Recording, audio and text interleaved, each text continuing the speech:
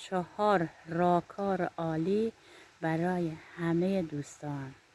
هر کس مشکل داره، هر کس گرفتاری داره، هر کس به در بسته خورده، هر کس همیشه تو چشمه، جایی میری چشم میخوری، درآمد داری ولی پولت جمع نمیشه، مشکل داری، گرفتاری داری، مریض داری، چند سال ازدواج کردی بچه نداری. همه این دردها راهکار داره دوستان، راهکارهای قرآنی، راهکارهایی که با قرآن حل میشه، با ذکر حل میشه، با نماز حاجت حل میشه، با ذکر گفتن، با تسبیح حل میشه، توسل، چله. هر مشکلی داری، هر گرفتاری داری، فقط کافیه که توسل کنی، خودت بسپاری به خدای بزرگ. بعد ببین چجوری مشکلات دونه بدونه حل میشه، گرفتاری دونه بدونه برطرف میشه. چند راهکار بهتون میگم که برای حل همه مشکلات خوبه.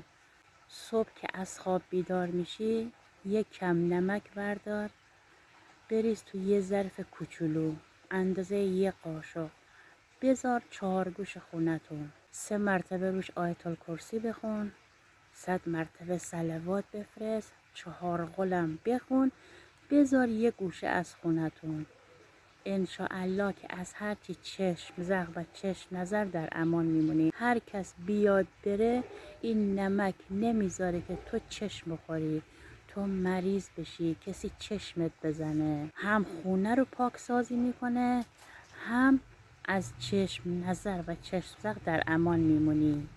کسی که براش مهمون زیاد میاد، حتما یک کم نمک برداره، قبل اینکه مهمونا بیان یک کم نمک برداره، روش 4 قلو بخونه، بذاره یه گوشه از خونه، زیر مبلی، پشت پرده‌ای، پشت تلویزیونی، خلاصه یه جا پیدا کن بذار اونجا.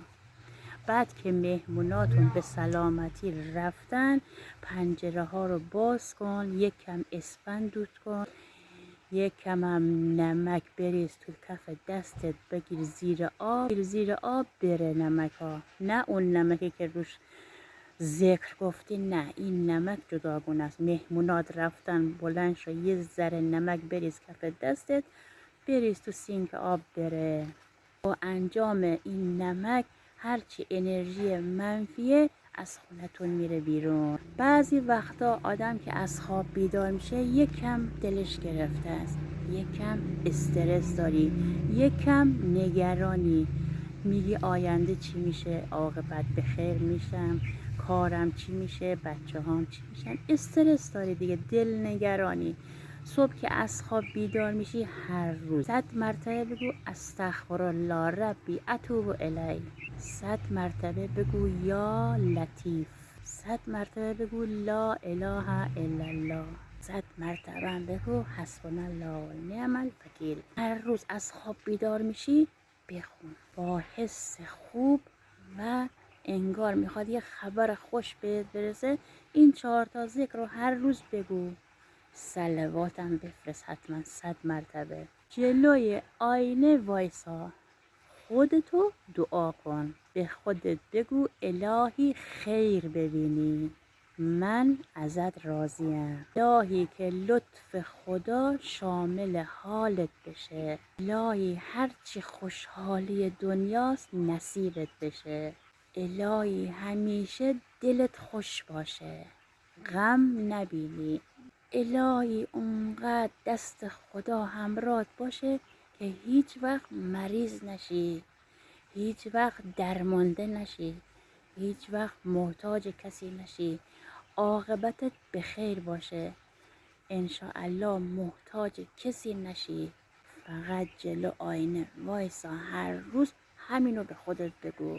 22 مرداد آخرین پنجشنبه ماه صفره، میخوایم با هم به آقا امام رضا توسل کنیم. یا به حق غریب خراسان، دلی رو ناامید نکن، همه بیماران رو شفا بده، کسی رو دست خالی از در خونت رد نکن. شهادت آقا امام رضاست. اگر خونه نداری، مستاجری، نذر کن، 7 سال نذر کن بگو آش میپزم آقا واسه شما. هر سال که روز شهادتت شد 7 کاسه آش بپز بده بیرون. انشاءالله که خونه دار میشی، صاحب خونه میشی به حق آقا امام رضا.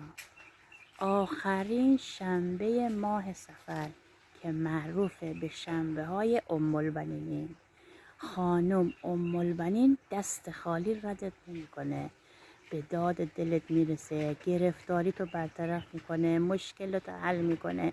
کافیه توسل کنی به ایشون. شنبه که شد از خواب بیدار شدی، اول یک کم اسپند و دارچین دود کن حتما. بعد 184 مرتبه صلوات بفرست و هدیه کن به خانم ام البنین. 14 مرتبه هم سوره حمد بخون. خانم ام البنین دست خالی ردت نمیکنه.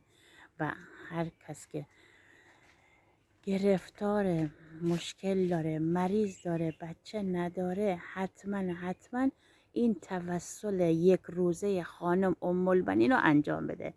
ببین خانم ام البنین چجوری حاجت روات میکنه به حق آقا ابوالفضل عباس. حتما توسل کن، انشاءالله که حاجت روا میشی.